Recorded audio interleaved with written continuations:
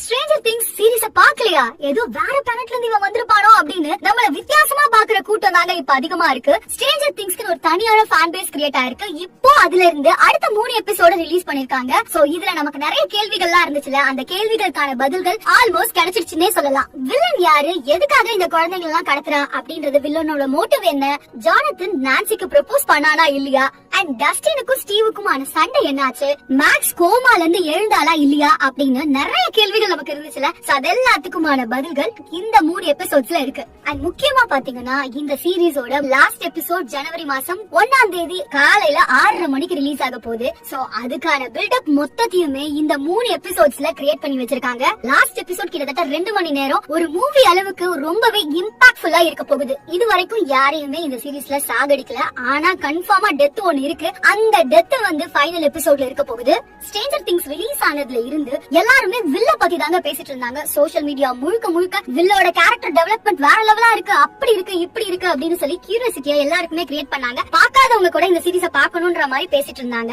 வில்லோட கேரக்டர்ல ஒரு முக்கியமான விஷயத்தை இப்ப வரைக்கும் அவன் ரிவீல் பண்ணாம இருந்தான். அதான் அவன் கே அப்படின்ற ஒரு விஷயத்த இப்போ இந்த 3 எபிசோட்ல அவனே வந்து கன்ஃபஸ் பண்றான். சோ அந்த பர்டிகுலர் அந்த சீன் இருக்குல்ல, அந்த சீன்ல வந்து ஆக்டிங்லயும் சரி டைரக்ஷன்லயும் சரி வேற லெவல் பெர்ஃபார்மன்ஸ் ஹோல் க்ரூவுமே கொடுத்திருந்தாங்க. சோ இந்த குட்டி ஸ்பாயிலரோட நான் ஸ்டாப் பண்ணிக்கிறேன். அண்ட் அதே மாதிரி யாரோ ஒருத்த சாவ போறா அப்படின்றத நான் கன்ஃபார்ம் பண்ணிருந்தேன்ல, அது சாவது யாரா இருக்கும் அப்படின்றத நீங்க கெஸ் பண்ணிருந்தீங்கன்னா மறக்காம அதையும் ஷேர் பண்ணுங்க.